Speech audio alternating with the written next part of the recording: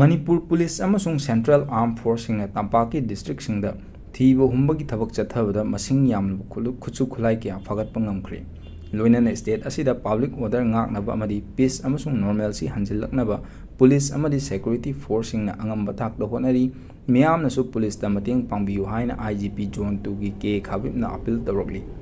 hiram masigi matangda Imphal gi police headquarter da pawmi singa unaba mifam amada khabibna makha taraduna Manipur da peace amasung security lehennabagi pandamda Imphal East, Imphal West, Thoubal, Kakching amasung Bishnupur district ki tongan mafamda security force na thiba humbagi thabak chathabada yamnaba arm ammunition amasung war da sizinaba posak kya fagatpa ngamkhibani fagatlaba khutsu khulai sing adugi manungda AK series ahum M16 ama insas LMG ama insas manga SLR mari 303 taret pistol kun carbine mari rifle nipan SBBL bore action kun anti riot gun ahum lethot gun ama just 1 week.